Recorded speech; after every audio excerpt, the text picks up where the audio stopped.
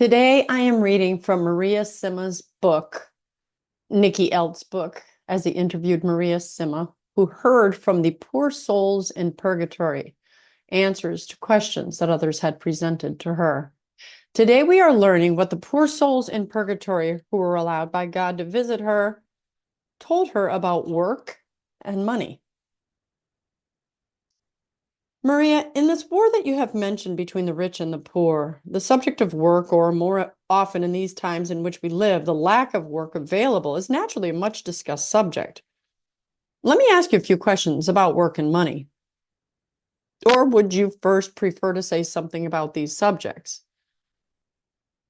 The greatest war today, second only to the war against the innocent babies in the family structure, is between the rich and the poor.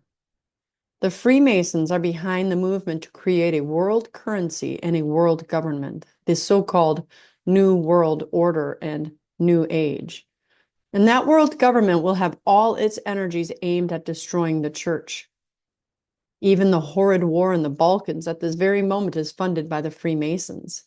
And it should be no surprise at all by this time why Our Lady chose to appear in the middle of that some 10 years before anyone had an idea that it was going to explode in the way it has down there. The World Bank, the United Nations, the European Union, and the International Red Cross are also synchronized with all of this, and despite all appearances, are not working for the benefit of the world. And behind all of this is the network of banks that are run by the Freemasons and a string of other secret societies about whom the vast majority of people know nearly nothing to.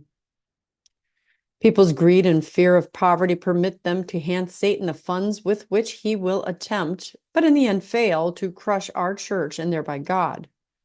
It will be at that precise moment that Our Lady, with her followers, will become victorious, even if things do not appear so until the very last moment. Maria, you have mentioned the greed of the West on several occasions now, and you have said that God will hand out severe reparation to the West for it. Does it then follow that the centers of greed, the centers where these banks you speak of are most concentrated, will suffer more than areas where humility is more the way of life? Yes, I think that will be the case. Are you also advising people then to leave those centers for more humble surroundings? I advise people to come back to God and to prayer, and God wishes us to be humble so that He can help us. Then He, in their prayers, will advise them what to do.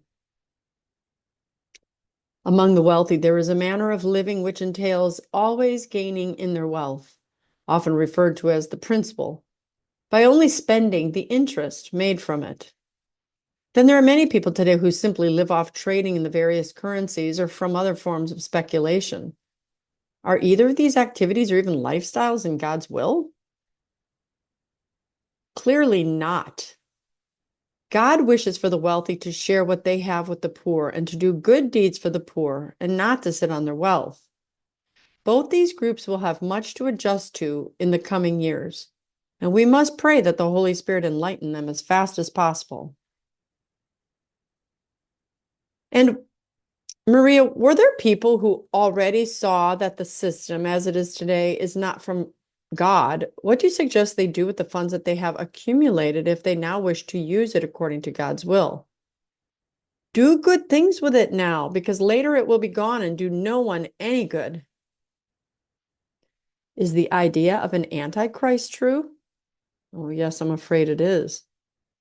Some visionaries, other than the ones in Medjugorje, say that the Antichrist is already alive today. This book was written, or this interview took place during the reign of John Paul II.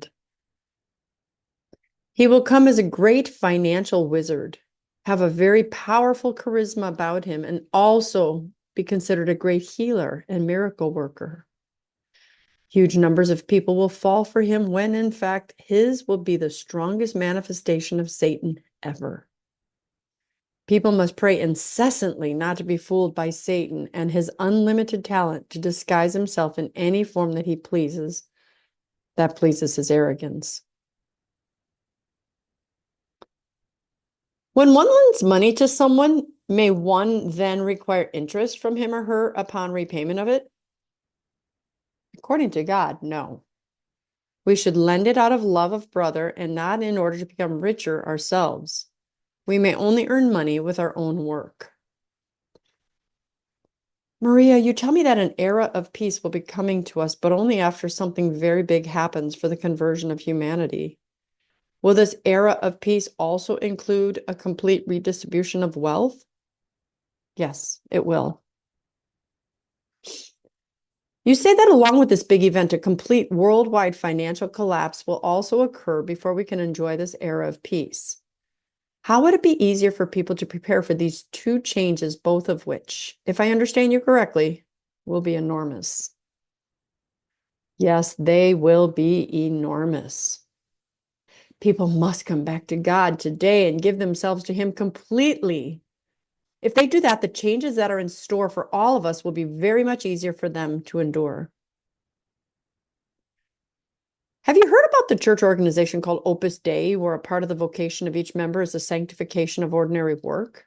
And if so, then do you know if it's good and, as you say, comes from God? Yes, I know of it, and yes, it comes from God. If it's a sin to demand interest from someone, is it then also a sin to buy something, usually something larger, on credit? If one is in true need, then it would not be a sin. But the person lending the money should also see the true need with love rather than enriching himself due to it. Maria, does the church today teach us about the proper and moral use of money?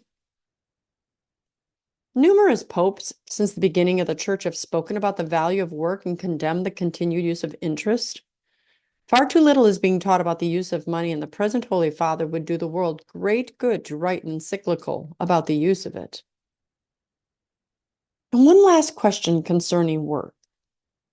Do the souls in any way help you with your own daily work? Oh, yes, they do. But only when it comes to work that concerns the souls themselves.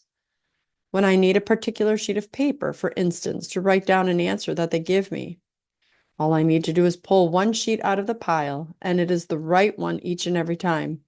So they help me help them, but that's all.